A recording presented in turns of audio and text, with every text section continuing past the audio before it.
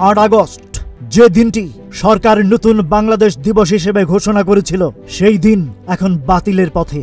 সরকারের অন্তর্বর্তী শাসনের শুরুর দিনকে কেন্দ্র করে এই দিবসটি ঘোষিত হয়েছিল, কিন্তু রাজনৈতিক দলগুলোর প্রবল আপত্তির মুখে এখন এই সিদ্ধান্ত পুনর্বিবেচনা করা হচ্ছে। সরকার একই সঙ্গে 16 জুলাইকে শহীদ আবু সাইদ দিবস এবং 5 আগস্টকে জুলাই গণ অভ্যুত্থান দিবস হিসেবে ঘোষণা করেছে। তবে 8 আগস্ট নিয়ে আপত্তি তুলেছেন বিভিন্ন রাজনৈতিক নেতা ও সংগঠকরা।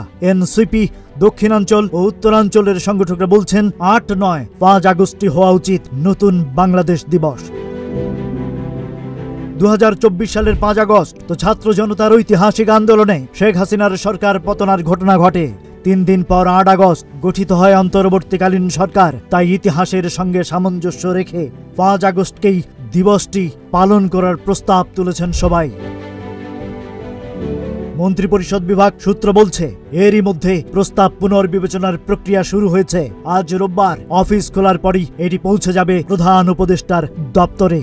উপদেষ্টা আসিম মাহমুদ সজীব ভূঁইয়া গণমাধ্যমকে জানিয়েছেন, জনগণের মতামতের ভিত্তিতে সরকার সিদ্ধান্ত পরিবর্তনে প্রস্তুত। একটি দিবস শুধু তারিখ নয়, একটি জাতির ইতিহাস, আত্মত্যাগ আর নতুন পথ চলার গল্প। তাই তা হোক সঠিক দিনে, সঠিক নামে।